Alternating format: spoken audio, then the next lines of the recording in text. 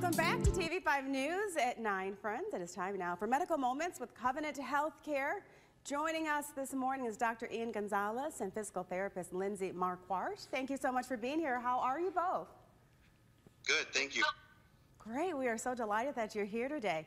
Today we are talking about a specialized therapy. Now, Dr. Gonzales, you are a physiatrist. Can you explain to us what that is? Sure. A physiatrist is a person whose expertise is in physical medicine rehabilitation. I like to say we're doctors of function, meaning we help treat a variety of diagnoses that cause people to have disability in their mobility and everyday life. So whether that disability is due to a motor vehicle collision, brain injury, stroke, amputation, you name it, we see it. So we use that expertise in physical medicine rehabilitation and collaborate with our colleagues such as physical therapy and other prosthetists, orthotists to help improve a patient's function. A pediatric physiatrist like myself deals with those same diagnoses with that same goal. However, we pay special attention to certain pediatric disabilities such as cerebral palsy, spina bifida, a whole host of genetic disorders, and even something such as sports injuries, adolescent pain, and toe walking. So what would you say, doctor, for a parent, contemplating this, when do they need to seek your specialized care?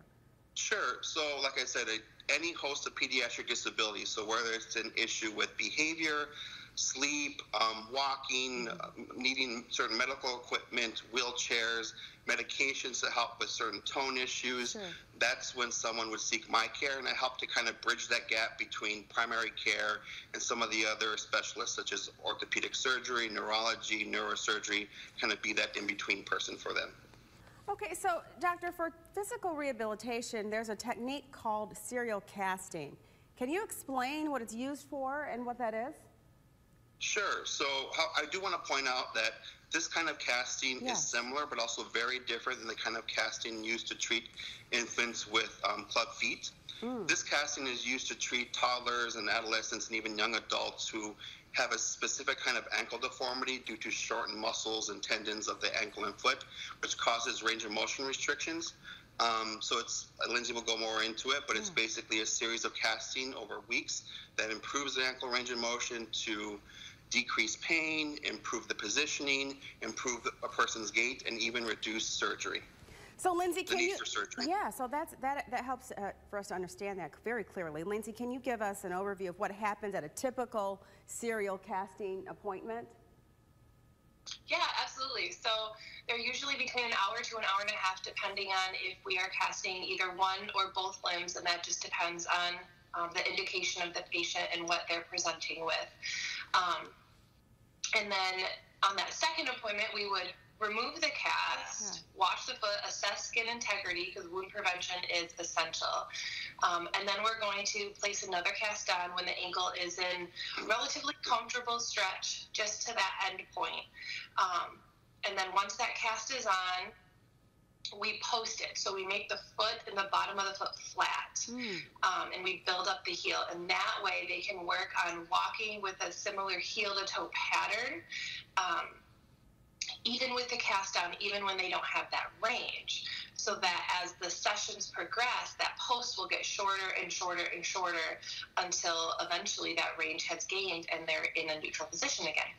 Very interesting. So Lindsay, what do you do for aftercare? What do you do when you're done casting, for example?